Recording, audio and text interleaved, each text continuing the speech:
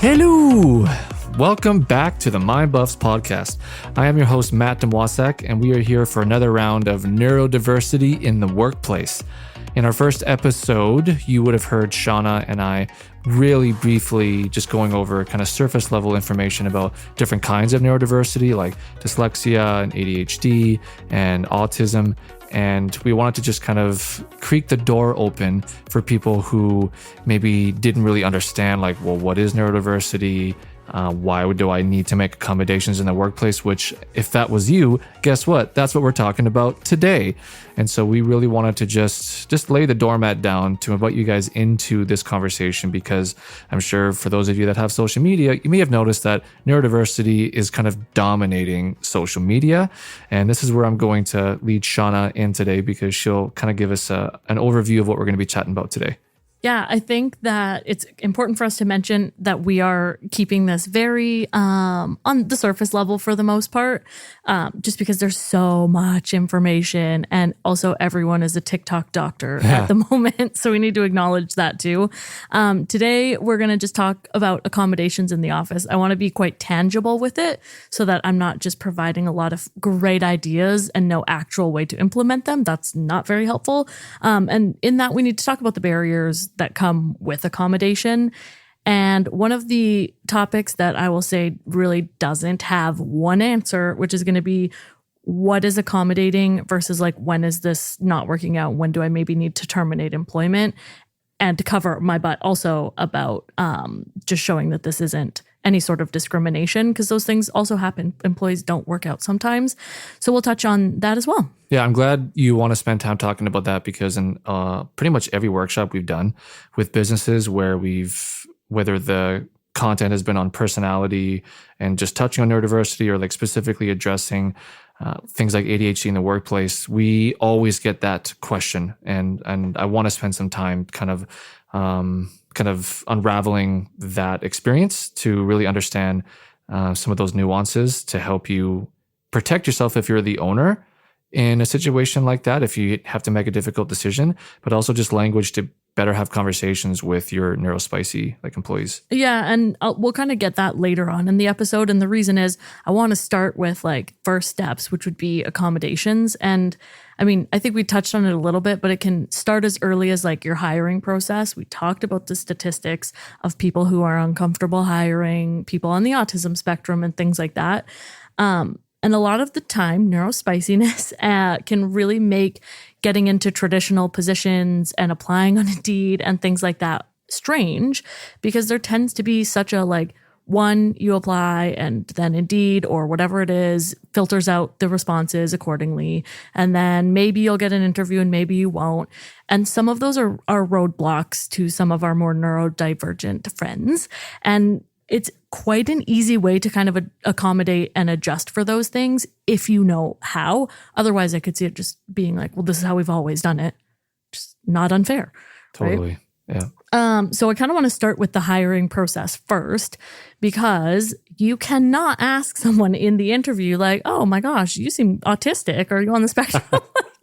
That's a good way to get a lawsuit. So don't do that.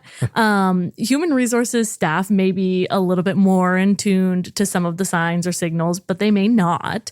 And so if you're finding certain tones or the way people are speaking or something is challenging for them, it can be quite helpful to just adapt either the way you're speaking or how you're doing the interview. So if you have someone who is like on the computer and you can tell is very uncomfortable having those conversations, they might have a great resume, but you're like, oh, this conversation on Zoom is not going well. Like, you can take the extra step to either meet in person, or are you more comfortable without the video or something like that? I understand we want eyes on people. I very respect that, but this would be like supplementary. Maybe you get different information from them in a different spot.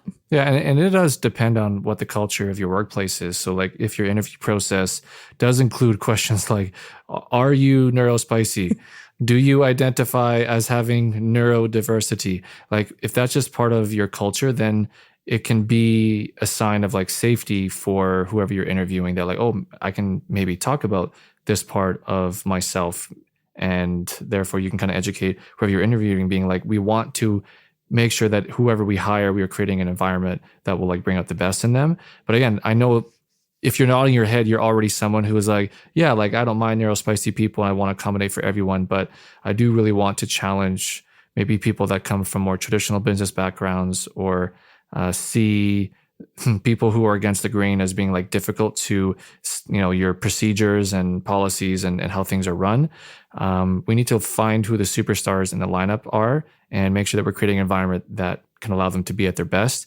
And it's not going to be in a cookie cutter, follow the rules type of environment. No, it's not. And a lot of times, just given the social stigma, and even like to just be blunt, if you're a like older white male interviewing a young neurospicy, especially person of color or something, those power dynamics are real, right? And so if you're asking these kinds of questions in an intentional way of support, it will come across better than if you are not. And so just paying attention to those types of things, or even ask people on your staff already and see what they think, or see where their challenges were with the hiring or interviewing process. You might have someone who has a brilliant idea that's really company specific that could help, or just provide a little bit of feedback. And you might have a company that's like, we don't ask those things. We can't touch on them. We have all of that too. I can also respect that. And that's why sometimes those follow-up conversations are really helpful, because if you're judging a person's whole ability and personality and culture in a 1-hour interview, that's not going to provide you what you need. No, and more than ever, people know how to fake it in interviews. Oh, yes. Right? Everyone has a fake version of their life on social media. So like we are perfecting the art of persona. And in an interview, if the person you're interviewing, the interviewee, feels scared or nervous or unsafe, like they will only be revealing the persona. But if you're able to change some of the line of questioning, to introduce different types of strategies, some of which we can probably go over in like future episodes, that kind of helps the interviewee kind of take their guard down, you're going to get a better picture of who they really are, to see if they, pass the vibe check, or like hit some of those metrics that are necessary for a new person to do well with the current ecosystem of your team.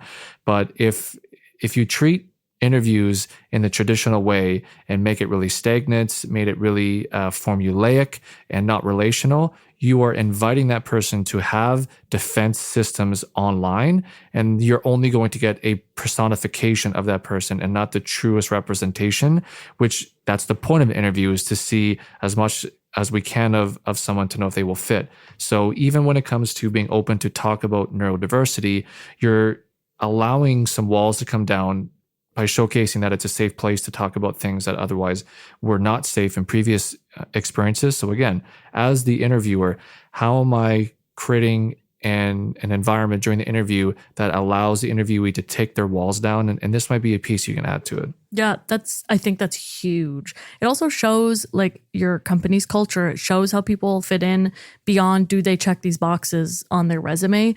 I know when you're hiring, you're generally hiring for a position, right? So you do need them to check off certain boxes and certifications. But also, if they do reply with you in like a weird answer or a super honest answer that you're like, oh, I don't know that I would have said that in an interview, that is actually lovely to me. Yeah. Because I'm like, wow, this person is honest and they're going to tell me it like it is. And that's kind of sweet. And so you get like more honest. And so know going into it also what you want in your employee. I mean, beyond the check your resume, I want them to fit in with my culture. That's great. What actually does that look like? 100%. Like my mind is like fireworks right now. I just want to talk about interviews, but I'm realizing this needs to be like a separate conversation about like A, how to conduct interviews, and like B, like how as the interviewee to like present yourself. But like I'm going to totally table that because that's a different exciting conversation I was thinking that we can have. I was like, let's jump into interviews. I know. Well, I'll put it aside and we'll come back to it. But I think, and it also allows for a lot of fun. Like, it can be great or terrible. People love interviews. People hate interviews. People are faking interviews. People are painfully honest in others. And if you guys would be interested in actually listening to a conversation on like how to improve interviews, both as an interviewer or interviewee, let us know. Like comment, email, just chat with us, because we have a lot of experience and some cool tools that we've learned over the years to help us increase success rates and hiring procedures. But yeah, let's keep talking about. We've lived and learned those too. 100%. We've also made our mistakes. Oh my goodness. Yeah. Right. We ain't perfect. No, we aren't, but it's good to just like learn. Some other things to consider. I'm just kind of going to go through some of the big hot button issues right now. So interviews is one of them. All of our lovely younger people have lots of feelings on them. The other one is work from home. Hot button issue on all ends. People love it. People hate it. People like hybrid. People hate hybrid. They don't see the point. All of those are true. And I think they need to be addressed just intentionally. I know it's becoming more popular to have the like hybrid policy. We're in the office 2 days a week and the other days you can work from home.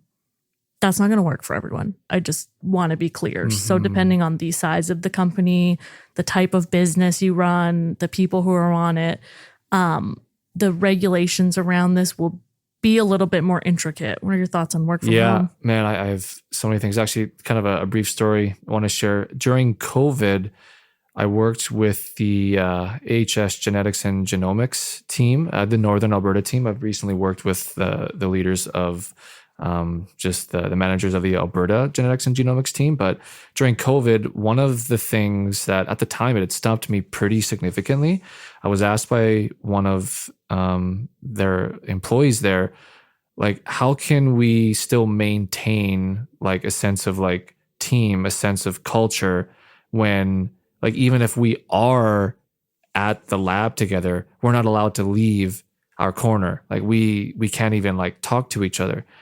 And obviously we're past those times, but I think one of the concerns, and I'm showing my extroverted bias here for sure. I'm sure some of you introverts are like, it's no freaking problem to me. Shut up. Don't say anything. That's me. I'll rebuttal this. You'll rebuttal? Okay, good. I want to have a devil's advocate to this, but I think that balance, one of the variables that has to be considered is the working from home significantly diminishing the strength of the culture of that team or of that workplace? Because I am pro work from home kind of hybrid system, but I would say something to consider is making sure that it's not making it easy for certain people to kind of isolate themselves away from the culture, because that will have negative ramifications down the road, I think. No, darn. We're more aligned on this than I hoped. I wanted to fight a little, but here we are.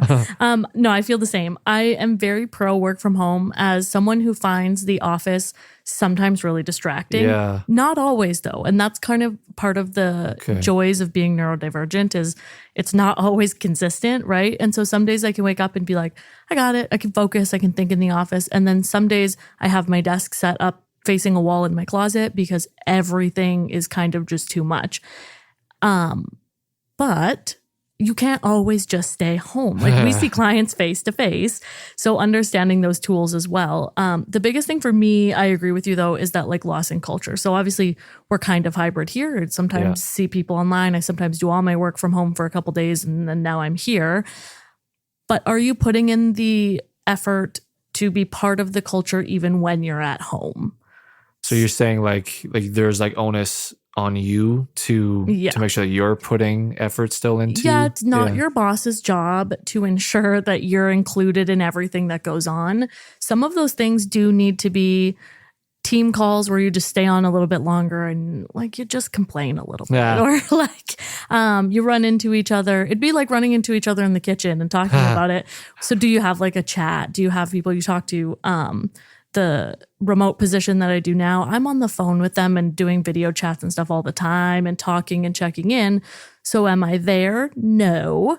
But also very intentionally, I also kind of am there. But you can't expect the company to take the full onus of that. A year and a half ago, Shawna and I worked with an accounting firm in the city here. And one of the suggestions that we had made to try to improve workplace relationships, because I think they were experiencing some isolation just because the nature of the work, it's really easy to isolate yourself in that world. Lots of introverts there too. A lot of introverts and just like there's always work to be done, right? And so we had suggested that there be either like a mandatory or a strongly encouraged like time of the day where like no work is done, just so that there's like forced human interaction. Yes. And we we did another workshop with them about like 8 months after the first one, and they had given us like really strong feedback that like that small thing alone, even if and it was just 15 minutes, made a huge difference in people like feeling like comfortable and even like less stressed like at the office. Yeah, theirs was short. 15 minutes is nothing. Yeah, it was 15. Everybody gets a 15-minute break. They just kind of gathered together. Can you do that online? If you're intentional about it, yes. Yeah. And if you're not intentional about it, you might get left out, which then can come time for promotions and things like that. Your name isn't there because your face isn't there, right? That's good. And I think it's really important to just remember that balance, because I'm not for being like, all these days you have to be in the office. We have these things to do. And then you get there and no one else is there. And you're like, why am I even here? Totally. No, I love that, because like, even if you are like listening to this and you're like an introverted, like neurospicy, that can't ever be used as an excuse not to like be assertive in situations, to like make sure that people know that you exist. Yep. Like if you have any aspirations to advance, or if you want to do different work than what you're doing, like, are you even putting yourself in situations to leverage some of those things that you want to see? And this is all related to neurospiciness, even though we haven't talked about it acutely yet, is because as the supervisor, the manager, the owner, the boss, you are not an engineer. And I say this to parents. You're not an engineer that is trying to engineer people into fitting your system. That doesn't work anymore. You're a shepherd. Yeah. Whether you're a parent or a leader in any position, it is your responsibility to learn about your sheep, to learn about your people, and figure out what pasture are they going to thrive in. And so if you've hired someone, it is your responsibility to try to understand, like, how can I get the most out of my employee? How can I get the most out of my team? And so these conversations are trying to like individualize and optimize how each neurospicy person on your team can feel like they can be at their fullest, because 5 days in a pit of like other offices and cubicles is going to destroy the soul of most neurospicy people. Yes. So yes. So make sure that you know who the unique unicorns are on your team, and see if they're coming to work not overstimulated and regulated to be able to take on the demands that they signed up for. And if they don't have those tools, encourage them to find them. Because like I said, I don't get to stay home if I have clients back to back and I'm overstimulated. I have to figure it out, right? And so we're also not saying, oh, just baby them, it'll be okay. Just encourage them to sort that out, because I've found a lot of tools that help me come in and reset and do that. And like, just to jump into a few ideas, because I threw them down as I was going. One of them's like an open door policy. If your neurospicy person has a door, are they allowed to close it? Or does it need to stay open? Because those days where I'm here and I'm with my clients, but I'm also feeling the jitters and the go-go-goes and it's too much, in between them, I just close my door, right? Like, it's not that big of a deal. You can even put a sign up that I saw one online and it was like, I am easily distracted. Please only knock if necessary. Like, it's okay. So, and this is going to be a longer conversation that we could totally, Shawna and I can get lost in the sauce in a bit here, talking about like, what is even neurodiversity and is it actually real? Because that is an important conversation we need to have, and we'll have at the end of this episode. But regardless of if you think neurospiciness is bullshit, your job is still to get the most out of your team. Yep. And if you don't agree with how they are articulating their frustrations or their limitations, it is still your responsibility to try to find a way to bring out the best in your team. So you might have different language to describe. You might even use kind of really shitty language like, well, they're just lazy. Yeah. I fucking hate that word. So few people are genuinely just lazy. Like, there's something else there. But again, whether you believe that neurodiversity is really there or not, we're talking about bringing the best out of your team, and not in a squeeze all the juice out of the lemon kind of way and then discard them like lots of places do, but in a sustainable longevity kind of way. Well, I think that's a good point in time. This may end up being a longer discussion. I figured one episode, but we may just keep going. Yeah. On like the strong ADHD inability to start a task, and that executive dysfunction that comes with sometimes being neurospicy. my note is there is a balance between doom scrolling at work and getting nothing done and all of that, and like a complete inability to start something. Totally. Now, it's going to be different for everyone. Yeah. And so policing it is going to be really challenging. And so that's part of having the like open discussion policy, because there are days where, and I can call myself out on this and other people in our office can too, you're staring at that computer just hoping something happens or you just get this like moment to do it. And it can look like relaxing or laziness or doing nothing. But that person's head is like a million miles a minute thinking about how terrible they are, thinking about all the things they need to get done. So even though their body might look, quote unquote, like lazy, they are very stressed. Yeah, 100%. Basically catatonic. Yeah. Just tired of having that engine revving and being anxious, and then kind of being in this really awkward, like numb state of like, I just hope something good happens because I can't seem to generate this myself. Yep. Been there. Yeah, and there's another story I wanted to share, and Shawna, you can totally chime in and be like, no, I think that's more of like a unique personality thing. But we recently reached out to an artist in Calgary to help us with a clothing line, just some images and design ideas to be able to make even like clothing a way to have conversations and destigmatize high performance, toxic high performity, or just mental health in general. And when I had first tasked him with some of my ideas, and I gave him a ton of ideas, and I gave him a broad vision of what I was hoping for, and I didn't really hear back from him for like a month and a half. And he was referred to me by someone I knew and said, hey, like, is there anything I should know about this person, what they like, what's going on? And they're like, oh yeah, just like super neurospicy. Like really, I was like, oh, I fucked all that up. Okay, I got to go back and do this again. And when I went back, I made sure there was more clarity. I said, I don't want to take away your artistic agency. And so I think that's what my original hesitation was, is not telling you what to make. I wanted you to still feel like there was a creative freedom space for you to create what you felt like was yours. But I needed to still give him some goals. I needed to give him a date. Yeah, I need a date also.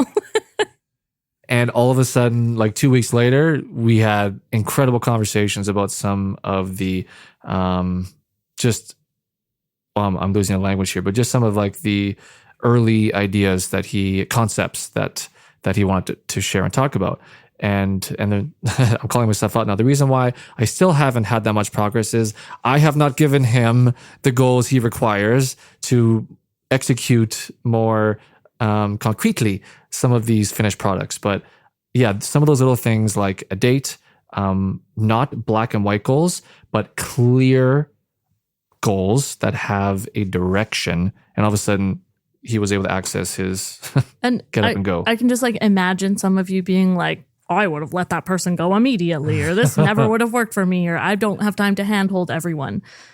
I understand you're all at different levels. Like I get that too, but also the work we get out of these things is the quality, like, is just so high. Yes. That to us, it's worth that extra check-in.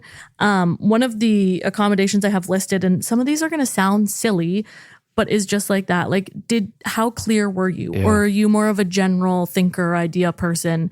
And now you've given your neurospicy person a task and they see 8,000 ways to go about it. They get overwhelmed and they choose none of them because now they're in this state of like panic. Mm-hmm. And so just understanding how different people can, if you give me the clear directions, I can go out and do it. But if you give me a vague idea, I do tend to be really worried about if it's going to like please, or how do I start, or when do I go? And so, yeah. And again, like, and I want to talk about the actual like neurobiology of this situation that we're talking about. So neurodiverse people thrive when they can pour themselves all in on one or two things. I love a hyperfixation. It's my favorite thing in the whole world. Life is great. So if you don't provide enough clarity to a task, it could feel like the world is their oyster, which gets like old and rotten real quick and just stinks up the whole room. Yep. Okay. So you have to be clear, so clear with what you're looking for. Not like I need this copy paste. It needs to look exactly like this. There needs to be some autonomy in it. But like, I know it's the balance between like clarity and autonomy in task, but you cannot be like, hey, these are the 10 things I'd like for you to get done in the next 2 weeks. And I expect to, see these finished when I see you. It's not gonna work. Another silly, like it might not sound like an accommodation, but prioritize with or for your employees, especially our like super neurodiverse people. Sometimes priorities are all mishmashed around in our heads and it doesn't have a 1, 2, 3 thing, and it's not urgent until it's immediately urgent. And just understanding that, and that's with neurotypical employees as well, what's urgent to you might not be urgent to them. So that needs to be communicated and clearly. Yeah, definitely. So yeah, it's just really important to know if you have a neurodiverse employee, because you will literally approach handing over tasks completely differently than like a neurotypical person like myself, where it's like, no, give me the 20 things on the to-do list. It's not overwhelming to me, but it allows me to look at the list and go like, what do I feel like today? That must be nice. It is. I don't know what that's like. I'm not even gonna lie. I literally look at my book. Oh, right. Okay, I got all these things. Okay, which ones feel thematically similar today, or which ones am I going to be the most satisfied? Or like maybe it's a day where I'm like, oh fuck that one. Like I'm just gonna get that one done right away. But like that's not what it feels like inside the mind of a neurodiverse person. No, it feels like panic. I think like also just to go with that also is to explain that to people. Like if you're the person who's neurodiverse, maybe just take a quick mention and be like, sorry, can I do this one at a time? Or I like to flip between, I don't like to, I should say, I do flip between tasks. If my email makes a ping, whatever I was just working on no longer exists because I must see what the ping was. And so just knowing, hey, maybe this person's in the zone right now. Maybe this person's not the time to knock on their door. Or if you're the neurodivergent person, maybe quiet your phone or something for a little bit. It can also help with that, because if you're focused on a priority and another priority comes up, that's the focus now. And so shifting back and forth, those transition periods can be a bitch. Yeah. And like, oh my God, I just had like so many other conversations come up. Like if you're neurospicy and listening to this, you might be in a job or tasked with something where you don't see results like months from now. And you might start really dreading and loathing that task or the job that you have, because there's no like visual or tangible signs of improvement, therefore no like hits of dopamine along the way. So you either need to be super creative individually or with you and your team or you and your boss as to like, what are some ways that I can experience dopamine? What are some smaller goals that I can see achieved on the way there? Or what type of feedback, validation, response can I get to encourage me that like, I see what you're doing, like keep doing it. Or, you might consider maybe this is a kind of work that I'm always going to have to force myself to do, and it might not fit well with my makeup. Food for thought. That's all I wanted to put out there.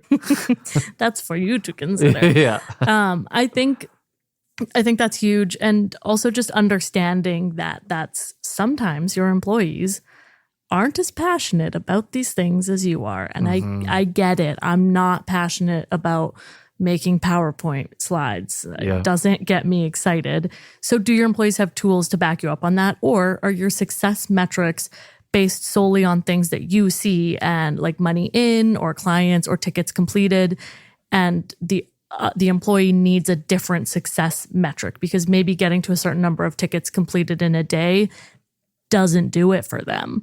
So what are your other metrics? And I like to think of this as like goal setting. If your goal is to get 100 tickets done, one step back from that, what can I do to help that? Okay, well, we have to get 90. And if I have to do that, I have to put in this amount of time. And we work it all the way down to the very first step, which may be like put in headphones or assign the priority or something really basic. Yeah. Another, because I think it's thematically similar to what we've been talking about, like in terms of, I don't even know if this is what you were intending to talk about, but was like in terms of accommodations, like how you deliver orders, I feel like is kind of what we're talking about ding, right ding, now. ding. Okay. Yep. Okay.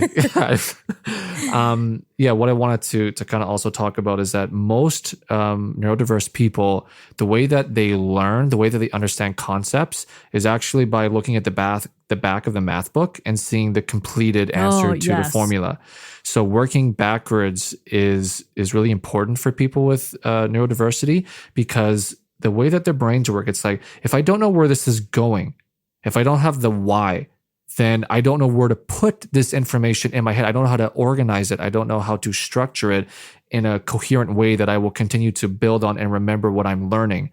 But if you give me like the picture of the front of the puzzle box, and then you throw me the puzzle pieces, I at least know what I'm like working towards. Yeah. So why that's important is like also like tell whoever you're tasking why, what it's for, where it's going, what the final product you want it to look like, because then they can now filter all of their learnings and all their experience towards that end goal. But the reason why so many young people struggle in school that are neurodiverse is because that isn't how it's done.